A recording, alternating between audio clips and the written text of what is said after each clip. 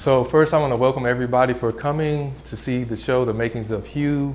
My name is Steven. I go by the moniker of Step. I'm just appreciative of Missy and Greg for giving us this opportunity to display our work and just how Black art in particular, how it hits us personally. I chose to take pieces that are in my series, which I entitled Heroes. So for me, I have a picture of, or a piece of Barack Obama. Just to speak a little bit about that, personally, I'm a native of the DC area. So I got a chance to experience a person who, you know, kind of galvanized the country and eventually became president of the United States.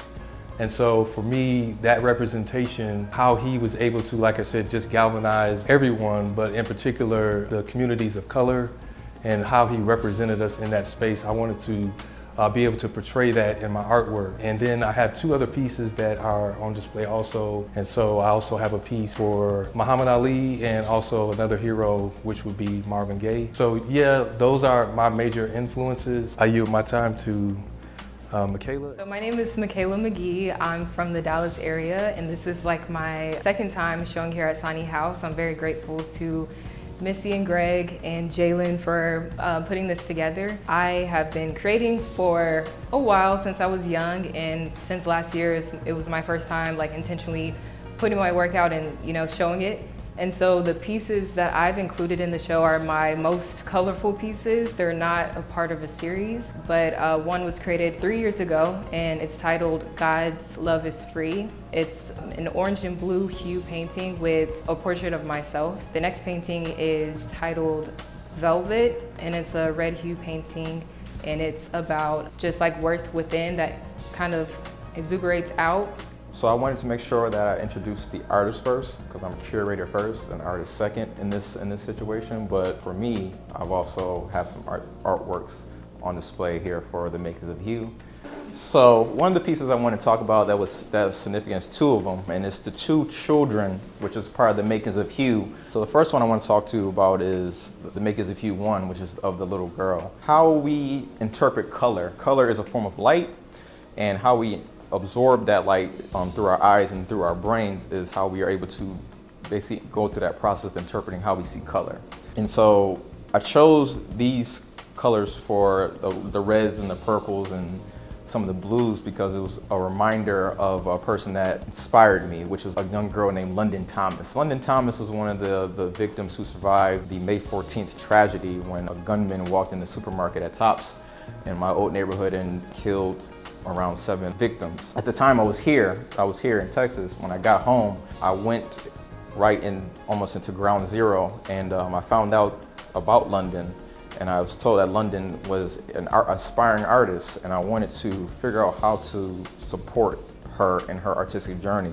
I just wanted to be able to offer some of my time and some of my experience to be able to help her along her way, as well as a modality to help her work through that traumatic experience. When they told her that an artist wanted to mentor her, one of the things that she said was, you know, a famous artist wants to work with me. A photo was sent to me of her, and when you look at her, you can see this just innocence and, you know, those colors of purple and reds around her from my observation. And I was using those colors to represent her and what I saw and that potential that I see in her.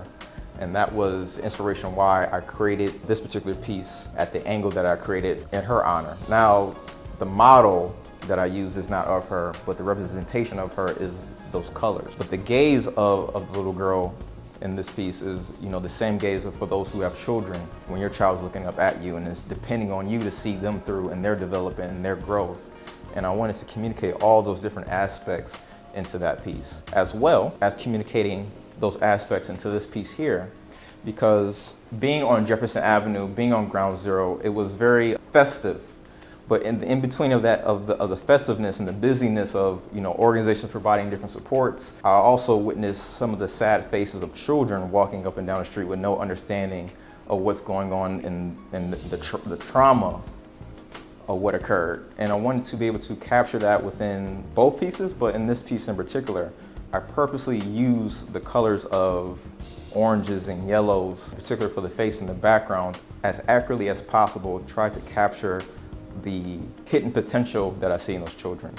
Be able to capture the brightness within them that's been dimmed throughout that traumatic experience, and to also be able to capture that same potential that I see within the children that I work with within education, and answering the question of how does one help a child pull that greatness out of them. Some of the significant intentions and the multifacetedness of why I intentionally chose the colors that I chose, and why you see these pieces in the Makings of Hue.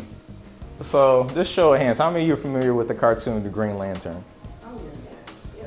So some of your, most famous cartoonists and illustrators are to a degree well studied in spiritual thought. And so the basis of the Green Lantern is literally showing you the model of the mechanics of the law of attraction, using the strength of your mind to project the reality you want to create. In the Green Lantern series, you have the green corpse, but you also have the yellow corpse. The green corpse is based on will, and the yellow corpse is based on fear. And the protagonist of the yellow corpse's name is Sinestro.